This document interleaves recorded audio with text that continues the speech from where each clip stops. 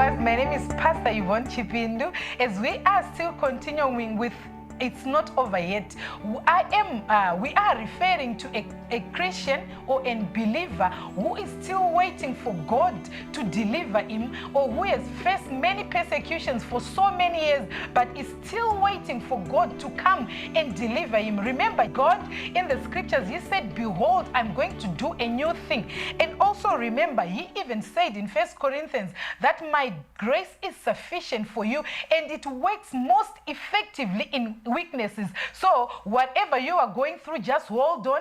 God is still here with us. He's holding our hand. He is with us, and he will definitely fight our battles. Remember Joseph. After they've done all they've done, there's something that I want. There's this verse that I want that he said, you meant it for evil, but my God twisted it for good. So whatever you are going through, just know that it is not over yet, as God will do or will even twist it for your good. We want to go to the scriptures. We want to read from 1 Kings chapter 20. 1 Kings chapter 20 from verse 1 to 4. I shall read for you. About that time, King Ben-Hadad of Aram mobilized his army, supported by the chariots and horses of 32 allied kings. They went to besiege Samaria, the capital of Israel, and lodged attacks against it. Ben-Hadad sent messengers into the city to relay this message to King Ahab of Israel. This is what Ben-Hadad says: your silver and gold are mine, and so are your wives and the best of your children. All right, my lord, the king, Israel's king replied, all that I have is yours. I need to go to verse 6. But about this time tomorrow, I will send my officials to search your palace at the homes of your people. They will take away everything you consider valuable. This story is about King Ben-Hadad. He was against Ahab, who was the king of Israel. I shall continue to read verse 9. So Ahab told the messengers from Ben-Hadad, say this to my lord the king, I'll give you everything you asked for the first time, but I cannot accept this last demand of yours. So the messengers returned to Ben-Hadad with that response.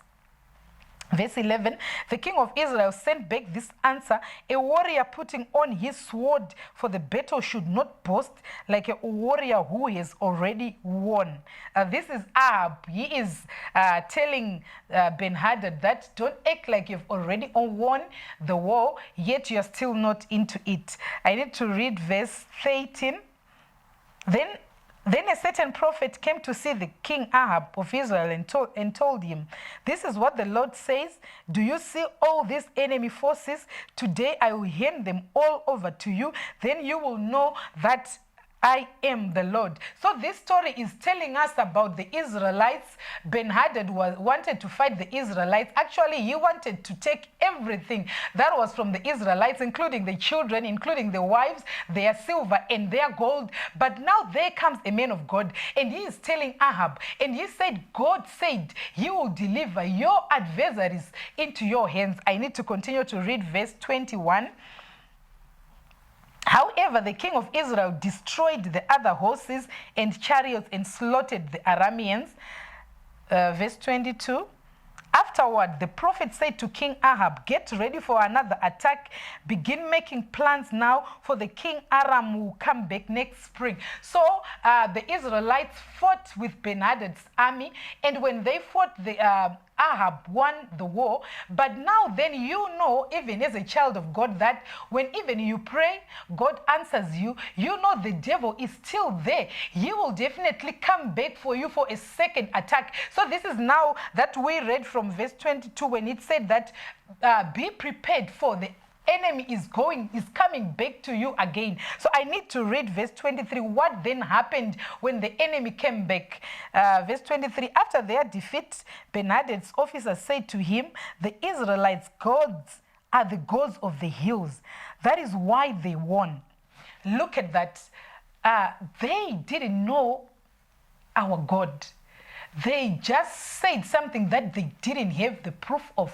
Because like this, the officers, they are telling their king that, you know what, the gods of Israel is the gods of the hills. They don't know that our God is everywhere. He is omnipresent. He is in China. He is in the valleys. He is in the hills. He is in the waters. He is everywhere. But now they are measuring our God and they are putting him in a bottle, and they said, you know what? We are going to take over them because their God is the God of the hills. I need to continue to read verse 28 for you. Then the men of God went to the king of Israel and said, this is what the Lord says. The Arameans have said, the Lord is the God of the hills and not of the plains. So I will defeat this vast army for you. Then you will know that I am the Lord. Look at that. When they said that this God of the Israelites is the Lord of the hills, God heard that, and then he sent his prophet to tell the king that, you know what, even though they have said that, fear not, for I am with you. You know, this God of ours does not sleep. He says, I never sleep nor slumber. He is always awake. He is always looking unto us. So then now he told them that, you know what, even if they come back for the second time, I am going to hand them over to you. I need to continue to read verse 29. The two armies camped opposite each other for 7 days, and on the seventh day the battle began. The Israelites killed 100,000 Arameans. And if I just want to take you back, there were only 7,000 men in the Israelites' army. And look at that. Now they have defeated 100,000 men. Why? Because they have God on their side. So I need to continue to read. Aramean foot soldiers, in one day they killed 100,000. The rest fled into the town of Apec, but the wall fell on them and killed another 27,000. Look at that, what our God has done. They had killed the 100,000, and the 27,000 wanted to flee, and then the wall fell on them, and 27,000 of them were killed. Why? Because God is still saying that it is not over yet. Fled into the town and hid in a secret room. Verse 31, Ben-Hadad's officer said to him, say, we have heard that the king of Israel are merciful. I need to continue. So let's humble ourselves by wearing burlap around our waists and putting ropes on our heads and surrender to the king of Israel. Then perhaps he will let you live. So now they have seen that they cannot defeat the children of God. There were many, but the Israelites were few, and they have decided to surrender. Just imagine you are fighting, you are in a war, and one of them decided to surrender. They have seen that they cannot continue to fight against them because they have seen that the Israelites have won over them. So they decided to come and beg for forgiveness. So they put on the burlap and ropes, and they went to the king of Israel and begged. Your servant Ben-Hadad says, please let me live.